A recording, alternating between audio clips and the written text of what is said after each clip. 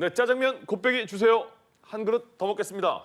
네, 이런 말 하기가 요새는 좀 약간 겸연스러운 그런 민망한 그런 시대가 된 것 같습니다. 네, 요즘은 적게 먹는 일명 소식좌가 뜨고 있는데요. 소식이 건강의 지름길이라고 알고는 있는데 정말 그런 건지 오늘 출근길 인터뷰에서 알아보겠습니다. 뉴스캐스터 연결합니다. 박서희 캐스터.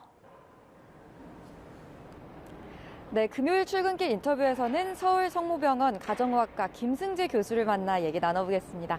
안녕하세요. 안녕하세요. 네, 요즘 소식 열풍이 불고 있는데요. 가정의학과 교수로서 어떻게 보십니까? 사실 우리가 살고 있는 현대 사회가 영양 부족보다는 영양 과잉이 문제가 되는 시기이기도 하고, 또 실제로 우리나라 같은 경우에도 최근 10년간 성인과 청소년 모두에서 비만 유병률이 증가하고 있다는 점에서 적절한 소식은 비만을 예방하고 더 나아가서 비만으로 생길 수 있는 질병을 예방할 수 있다는 점에서 건강에 도움을 줄 수 있겠습니다. 다만 무분별한 소식, 본인의 건강 상태를 고려하지 않고 또 필수 영양소를 고려하지 않은 소식은 오히려 건강에 해가 될 수도 있겠습니다.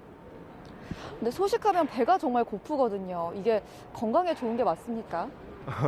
실제로 많은 연구에 있어서 본인의 필요한 열량의 70에서 80% 정도로 소식을 하게 되면 노화를 예방할 수 있다는 결과들이 있고요.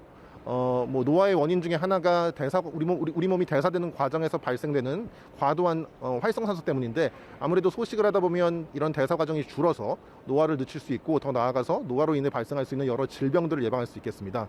그리고 무엇보다 중요한 것은 제가 조금 전에 말씀드렸듯이 소식을 하게 되면 기본적으로 체중 감량 효과가 있기 때문에 비만을 예방할 수 있고, 비만으로 인해 발생할 수 있는 여러 가지 만성 질환들, 예를 들면 고혈압이나 당뇨병이나 고지혈증, 아니면 보다 심각한 암이나 심뇌혈관 질환들, 심근경색이나 뇌졸중 같은 심뇌혈관 질환도 모두 비만이 대표적인 위험 인자로 되어 있기 때문에 이러한 질병들을 예방하는 효과가 있겠습니다. 그런데 소식하는 거랑 밥맛이 없어서 덜 먹는 거랑 차이가 좀 있는 건가요? 그 두 가지 개념은 사실 전혀 다른 차원의 개념으로 보시면 되겠고요.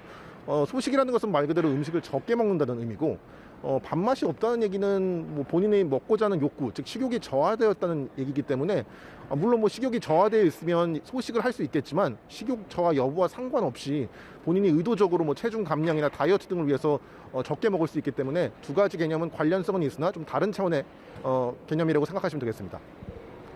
극단적인 소식 콘텐츠가 다이어트 강박으로 이어지지 않을까 하는 우려가 있거든요. 네, 물론 그런 측면이 있습니다. 특히 젊은 여성들에게 있어서 극단적인 소식이 다이어트 강박은 물론이고 심지어는 섭식장애 이런 것들을 부추길 수 있는데요.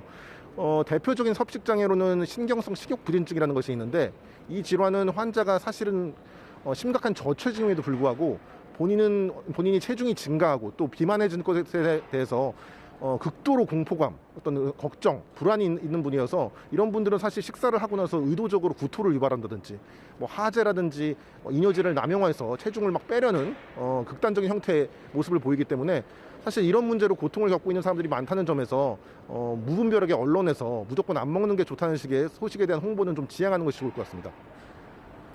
그렇다면 소식과 맞지 않는 분들이 있는 건가요? 건강한 식습관을 유지하기 위해서는 어떤 게 좋을까요? 네, 물론 소식이 모두에게 다 해당되는 얘기는 아닙니다.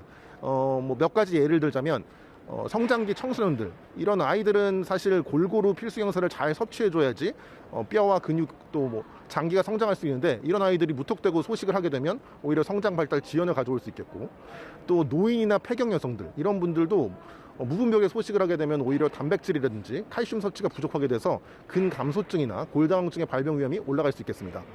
또 그 밖에도 당뇨병 환자들, 예를 들어서 인슐린 주사를 맞고 있거나 혈당 강화제를 복용하고 있는 당뇨병 환자들 역시 본인의 어떤 혈당 수치를 제대로 확인하지 않은 상태에서 식사를 무조건 거르거나 음식을 너무 적게 먹으면 오히려 저혈당에 빠질 위험이 있겠습니다. 그래서 건강한 식습관에 대해서 좀 말씀을 드리자면, 결국은 본인의 건강 상태를 잘 파악하고 또 필수 영양소를 잘 고려해서 균형 잡힌 식사를 하되, 하루 필요 열량의 70에서 80% 정도로 좀 어떻게 보면 좀 줄여서 먹는 거죠. 절식이 더 맞겠네요. 네, 절식을 하는 것이 건강한 식습관이라 할 수 있겠습니다. 네, 오늘 좋은 말씀 고맙습니다. 네, 감사합니다. 지금까지 출근길 인터뷰였습니다.